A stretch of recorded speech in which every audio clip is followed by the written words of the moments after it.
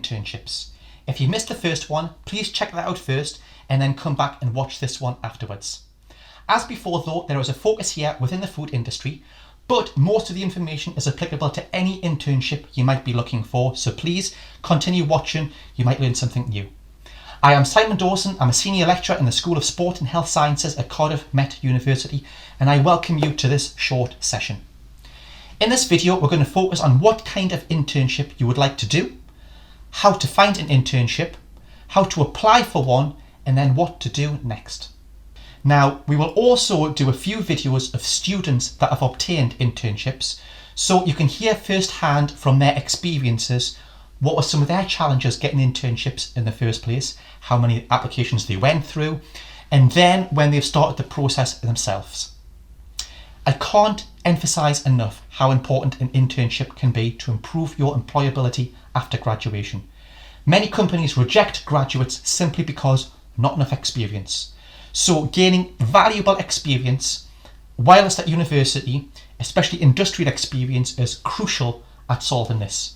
It's also beneficial because looking at your studies, you primarily look at theoretical knowledge, which can be quite black and white. And doing an internship puts that into practice, which shows you that actually there's also a grey area you need to focus on too. So you need to start by thinking what kind of internship you would like to do first. What interests you? Remember, you could be doing something like this for a very long time, for many years to come. So pick something that's of interest, and you're going to be more enthusiastic and work harder if you like it and if you really like the job. So you could rate your careers, what would be the best career, all the way down over. And always give yourself a few options, don't just focus on one tiny little aspect. And the reason that you don't very early on in your career, because if you start that and if you realise, actually, that's not really what I want to do, it kind of limits where you want to go to. So try and broaden your horizons a little bit, because you might see that there's other areas that are, that you like even more so. Now, a company knows that you lack experience when you're first going for an internship.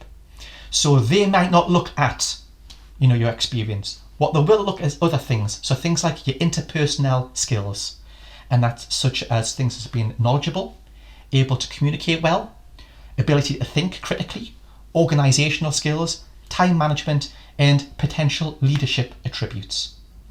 And we can focus on any of these, however, I'll just choose to focus on one, and that is about being knowledgeable. And how do you achieve this? Well, aside from your qualifications and what you are studying, you should really be conducting a range of background research, reading, watching, listening, talking, interacting. Look at things like new trends that are coming out. Look at magazines, websites, RSPH, IFST, SFAM. Do some e-learning modules as well. Look at some online presentations. Make sure that you've got a good LinkedIn profile, and it must mirror image what your CV states. So there cannot be any discrepancies between the timelines, between jobs, experience, qualifications. And you should be joining some special interest groups and be active on these. Message people, socialise, interact, argue, collaborate. Link with similar-minded people about the interests that you have with them. It's not about having hundreds of random links. It's about having less but relevant links in the same field knowledge as you, because you can all help support each other in the same journey.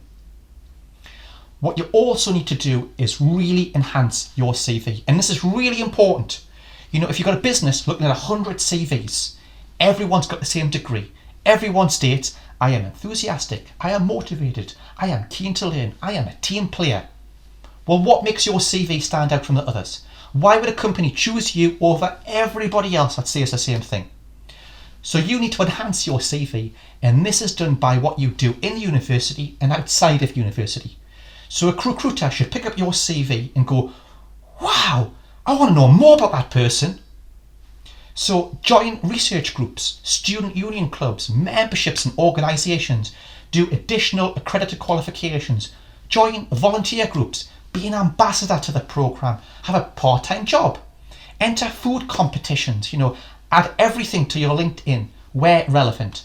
Ultimately, you have to be an active food ambassador, someone that really inspires towards a career in these areas. So when should you begin looking for an internship? So if you start the program, let's say you start the program in September, you should be looking from early October. So you start with some research. Look around companies, do some planning. You could prepare a spreadsheet like the one I've got shown here. And I've provided this for you in the link just to try and help you keep track of companies you've contacted, when and who you spoke to.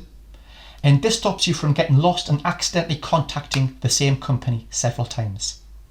Now also on the sheet it contains things like the company name, address, website, contact details, when you contacted them, and obviously what you said in that process as well.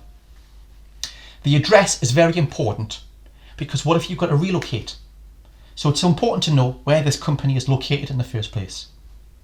Now remember, to find a suitable placement, unless you are extremely lucky and one just falls into your lap, you've got to do a lot of research.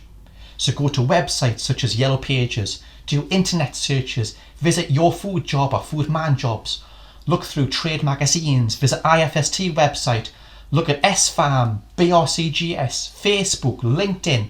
You'll be surprised where some companies advertise, obviously on their websites as well. In fact, some companies don't even advertise at all, but a quick phone call might get them thinking, actually, this is a good idea. And you may get an internship that way, but you'll never know unless you try.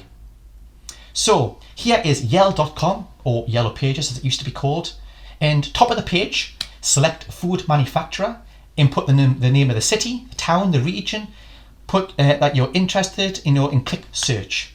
There's 69 cities on Yell, and there's over 8,000 food and drink manufacturing companies with addresses and contact details. So that gives you a lot of different companies to contact just on that one site. You've also got websites such as the BRCGS, and in there you've got the BRCGS directory. There's nearly 30,000 companies listed worldwide, again with contact details, locations, telephone numbers, email addresses. There's also this one here, which is Safe Quality Food Accreditation, nearly 5,000 listed companies on here. Also, there's the excellent Welsh Food and Drink Producers Directory. They've got nearly 500 companies listed here. You've also got Zelon Europe, which has got hundreds of food and drink businesses listed throughout Europe. So if you want to go abroad somewhere, you want to look around other places, you have that website.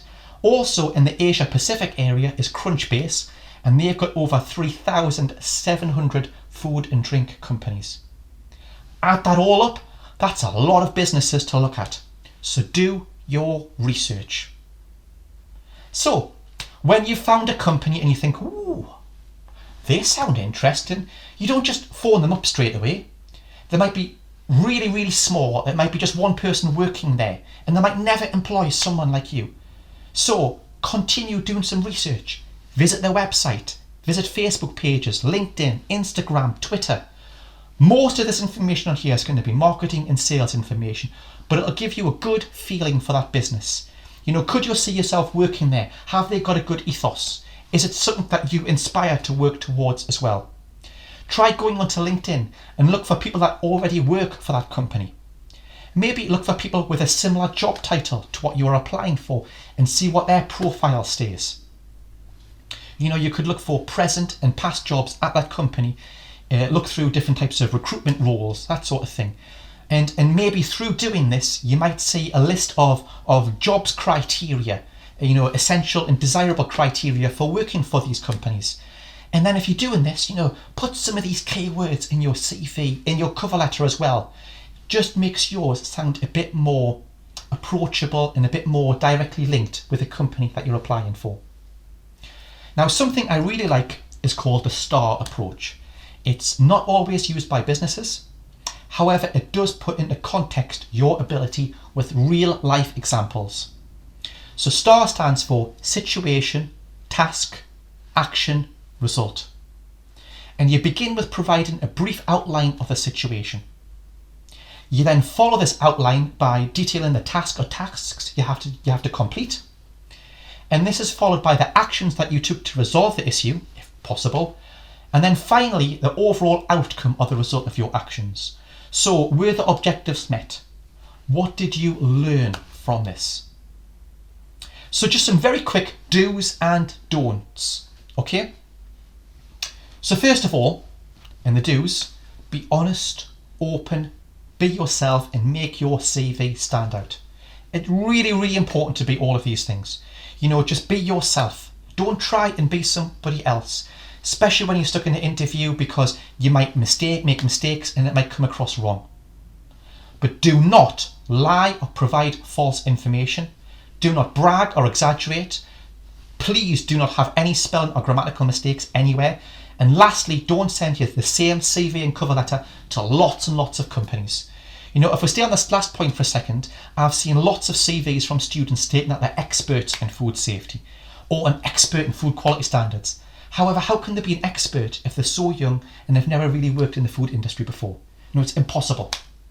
It was quoted by Malcolm Gladwell in his book Outliers that it takes 10,000 hours of practice in something to be an expert.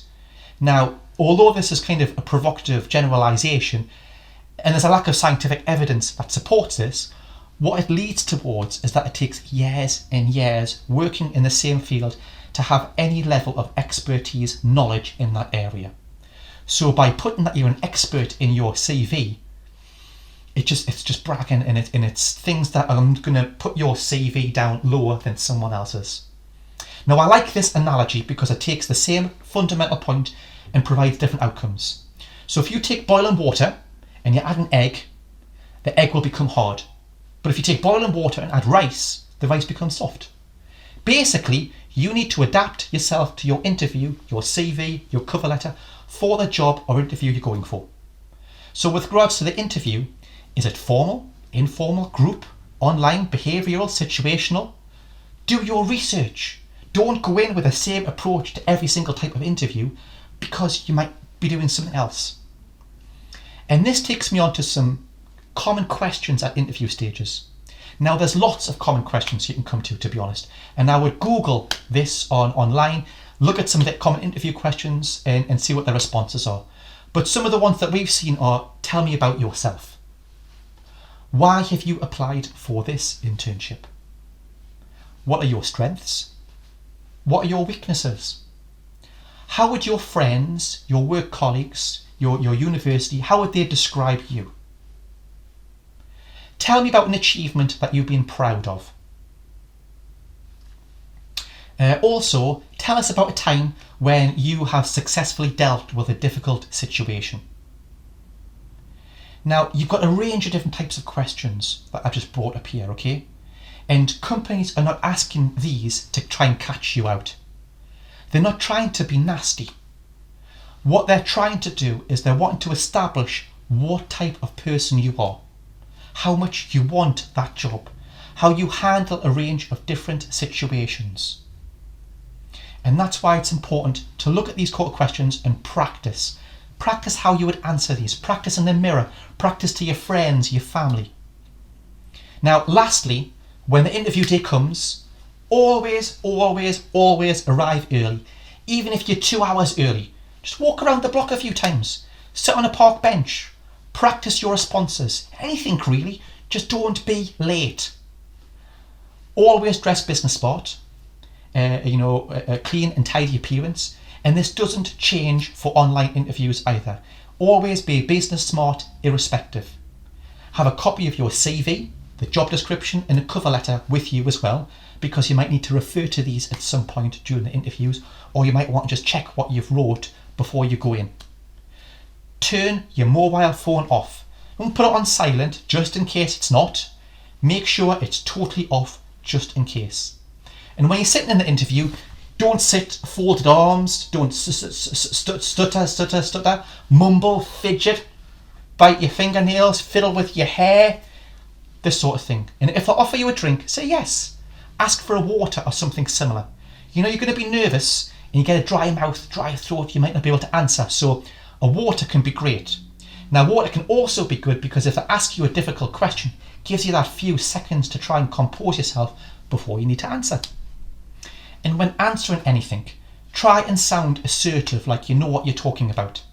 Show that you want the job, be enthusiastic, make eye contact, smile. You shouldn't just looking at the floor like this when you're in an interview. Make eye contact, communicate with people. And lastly, please don't beg, plead, apologise, grovel. I really want the job, I beg you, please, please, please. Not going to work. So that's it for the session. Good luck on your career journey, and as always, take care and stay safe. Thank you.